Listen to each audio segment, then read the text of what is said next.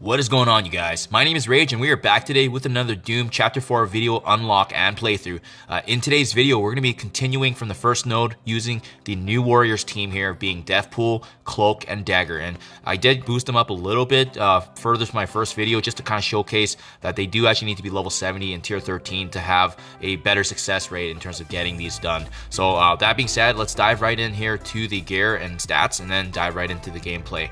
Starting off here, Dagger, as you can see, tier 13 with the level 2 ISO 8. As you can see, we got no T4s on her abilities, but I found the level 70 and tier 13, you may not be able to 3-star it, but you are able to actually get through it with her, so as long as your death pool is very strong as well. Similar to Dagger, you can see Cloak stats is pretty much built the exact same way. Tier 13, level 70, and a level 2 ISO 8 as well. He's actually got the lower ranking on him, just being only 3 red. But as well, this is actually what worked out for me, synergizing with Dagger there. And last but not least, my death pool is currently being used right now in the Doom 2 raid, so that's why she is built up the way she is. But you can see 5 red on her, T4s on both her basic and her special.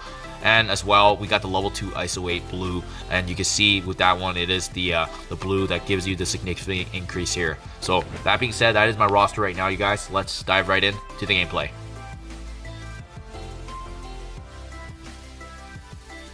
So similar to my first node, you guys, I am going to separate all 3 of my Cloak and Dagger and as well as Deathpool just to make sure that all of them are not adjacent to each other.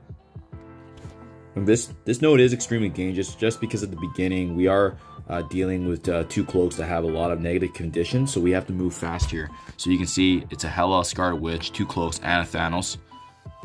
So we really want to try to take them down before they take us down. You can see just from the beginning they're going to be inflicting a lot of negative conditions, but fortunately we can take advantage of killing Greg. So we want to focus Greg with the special here, and ideally you want to be able to see if you can spread that negative blind that was applied initially to Deathpool. And now what we want to do is focus the second Cloak here and activate our Cloak's ultimate here, so hopefully being able to blind, and that actually works out perfectly. So that way his ultimate actually misses on us, and once again we want to aim for Greg if we can, but you can see with my Dagger she was blinded, so I wanted to use the assisted attack from Cloak there to see if we can at least do anything, but unfortunately Greg didn't go down, so we'll go ahead and use the basic here. But we again want to take advantage of the fact that Dagger and the Cloak have that synergy, and then we have Deathpool's passive attacks as much as possible here. So once again, we have some conditions here, but we want to make sure we can take down Greg. And again, we want to take advantage of our Deathpool's passive attack. So this is a great opportunity now to actually use Dagger's ultimate here, inflicting some negative conditions. And once again, those passive attacks is exactly what we want, especially for the synergies here. Use the basic there, and I opted to use the basic for Deathpool because with her, she has the beautiful opportunity to actually have the adjacent attacks with her basic, so that's why I opted to do that.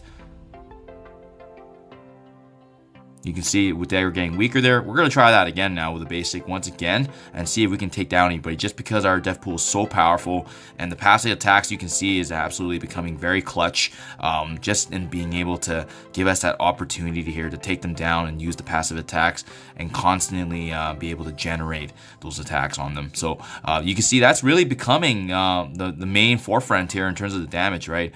We don't unfortunately get an opportunity to use Cloak and Dagger too much, but you can see just with them being able to allow that opportunity for those Gregs and weaker enemies to go down, Deathpool's really just putting in the work, taking down those high enemy targets. And as you can see now, we're in a great position here to finish off with a 3-star. So even with both my Cloak and Dagger being lower level, it's really Deathpool that's really coming in clutch here with her passive attacks.